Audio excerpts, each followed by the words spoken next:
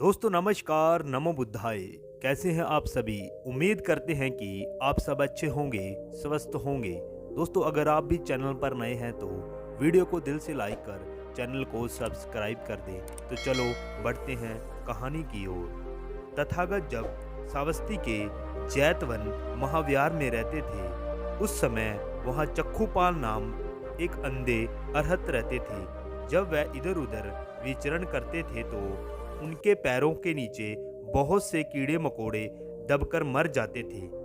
भिक्षुओं ने तथागत बुद्ध से कहा, चक्खुपाल अर्तव की प्राप्ति की वजह से भाग्यवान होते हुए भी क्यों अंधे हो गए हैं, तथा अर्तव से जीव हिंसा भी नहीं होनी चाहिए थी। उसके उत्तर में भगवान ने एक गाथा को सुनाते हुए कहा था कि चक्खुपाल अपने पूर्व जन्म में एक बार वैद्य थे।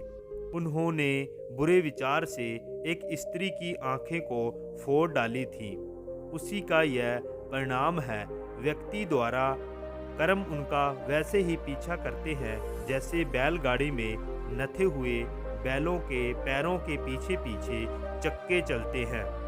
चक्खुपाल अपने किए के कारण अंधे हो गए हैं, लेकिन जब अपने अर्तव प्राप्त कर लिया है, अरहत में जीव हिंसा करने की चेतना नहीं होती है, इसलिए इसे हिंसा नहीं माना जाएगा, क्योंकि पाप और पुण्य कर्म का निर्धारित चित्त होता है।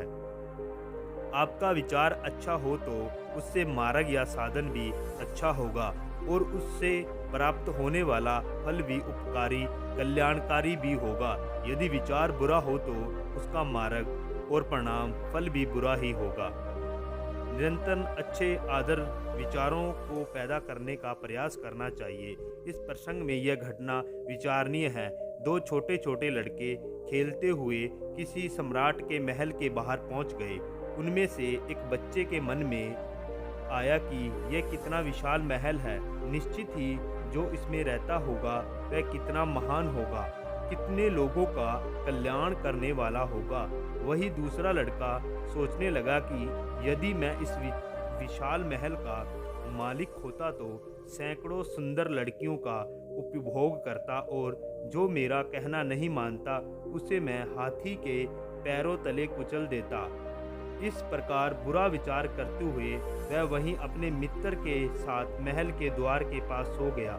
जब रात को वहां से राजा की रथ गाड़ी गुजरी तो अंधेरे में उसके शरीर पर रथ गाड़ी चढ़ गई और वह वहीं मर गया। जब उसका मित्र इसे देखकर बिलखने लगा तो महाराज ने देख लिया और कारण पूछने पर पता चला कि रथ गाड़ी के नीचे आ जाने से उसका मित्र मर गया है। इस पर राजा बहुत दुखी हुआ।